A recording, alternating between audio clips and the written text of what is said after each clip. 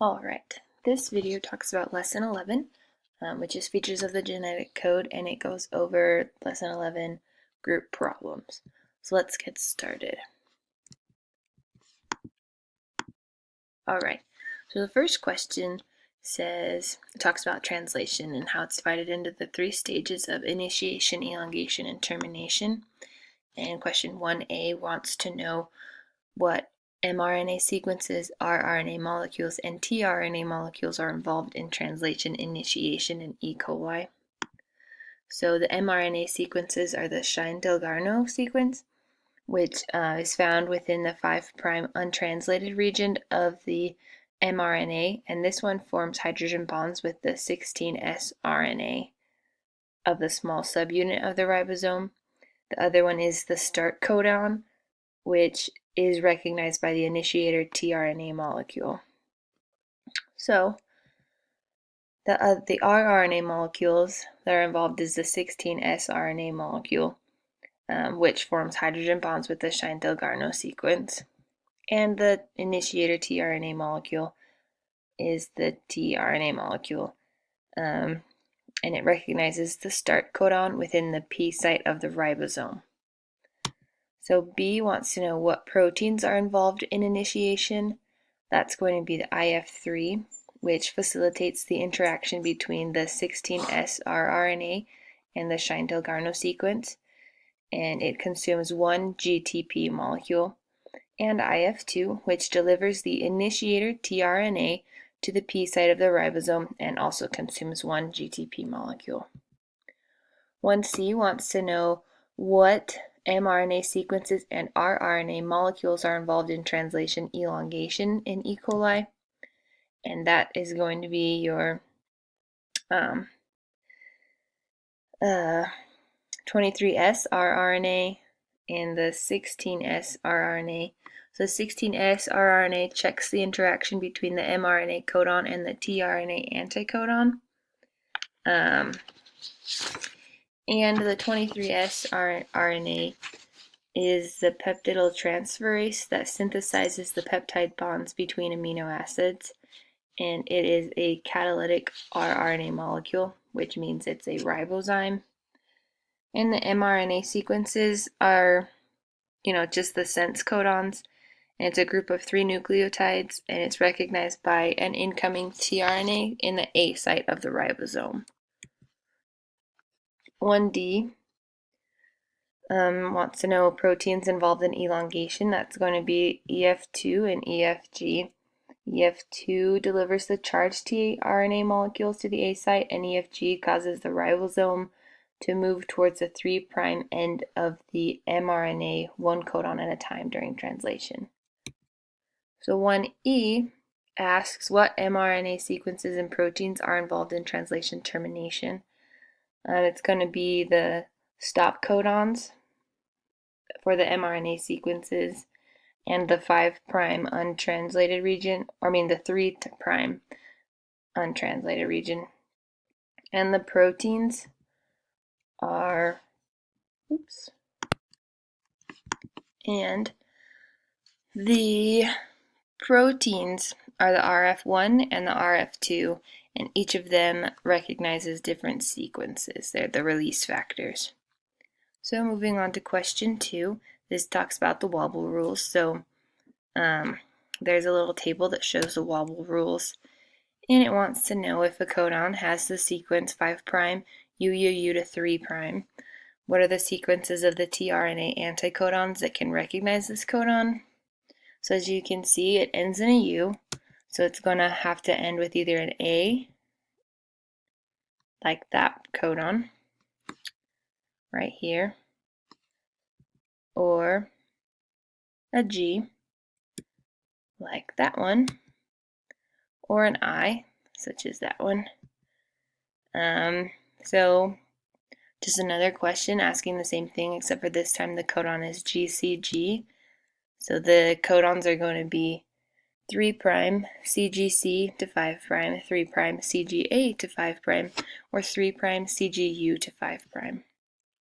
So 2C wants to know about a tRNA anticodon. So you're going to have to do this one a little bit differently. And the sequence is IAA, and it wants to know what the mRNA codon sequences are. So you're going to have to go from the anticodon to the codon side. So as it shows, it can be a U, as in that first codon, a C like the second one, or an A like the third one. So it's all going to start with UU. And then 2D wants to know about the sequence AUC. So the codons can be 3' to 5' GAG, 3' to 5' GAU, and 3' to 5' GAC. So number 3 asks about, or has to deal with, this mRNA molecule and this DNA or mRNA sequence. And 3A wants to know what the ribosome binding site, the start codon, and the stop codon are in the sequence. So the ribosome binding site is shown here in red. The start codon is shown in yellow. And the stop codon is shown in this maroon color. 3B wants to know what the amino acid sequence is, and so that's done by taking the start codon, which codes for N-FMET, and then for every, you take 3 base pairs at a time, and that will give you the sequence.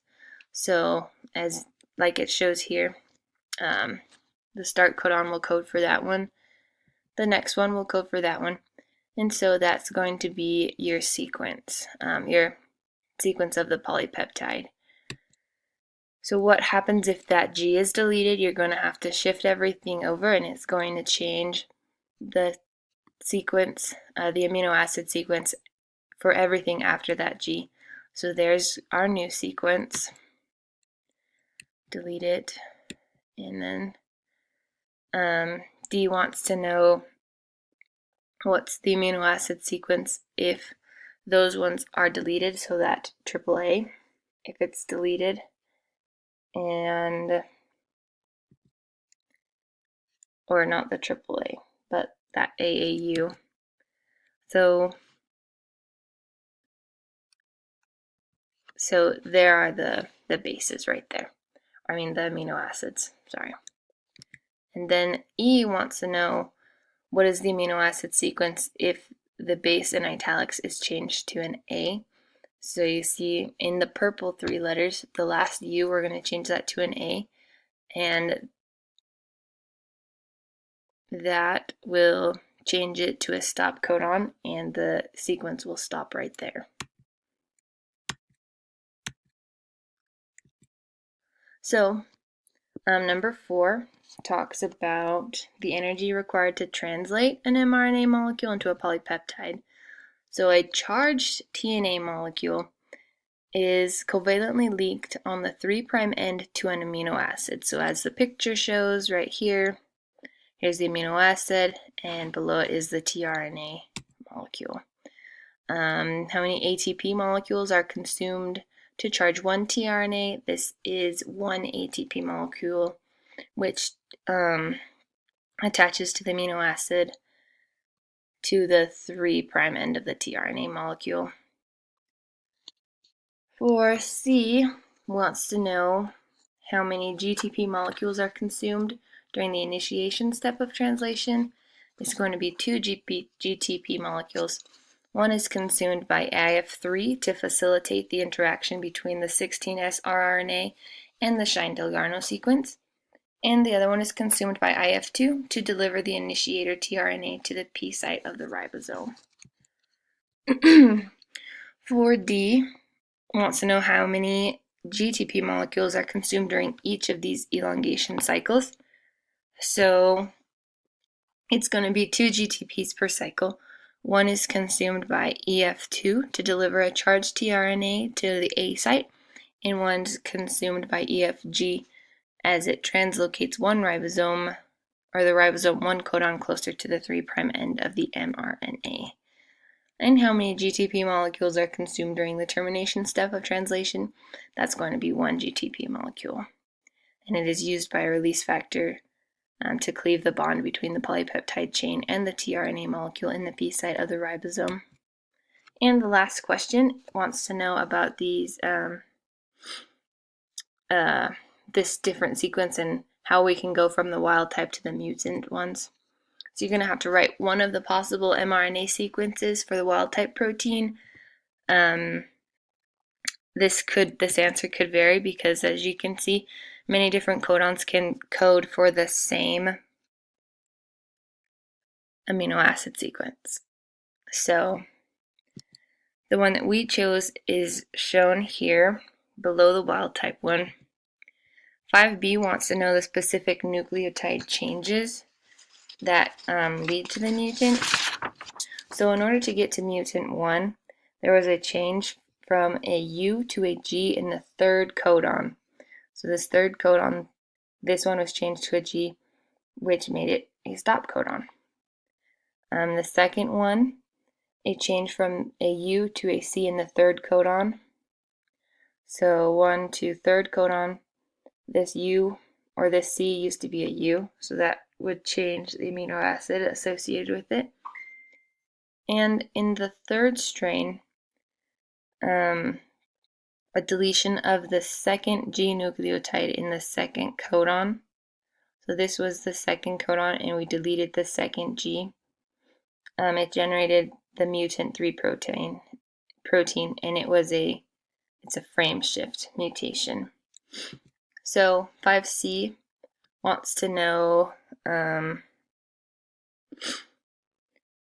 talks about how it has 9 codons, and it wants to know what the functional role of the 9th codon is, and it's the stop codon, and it's recognized by the release factor and terminates translation, and the stop codons are UAA, UAG, and UGA.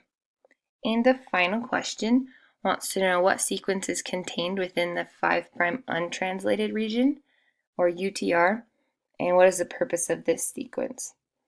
And the Shine-Delgarno sequence is found within the 5' UTR of mRNA, and it forms hydrogen bonds with the 16S rRNA, which allows the small subunit of the ribosome to bind to the mRNA. So I hope that helped you to understand more of Lesson 11 and the group problems associated with it. Good luck with the rest of class.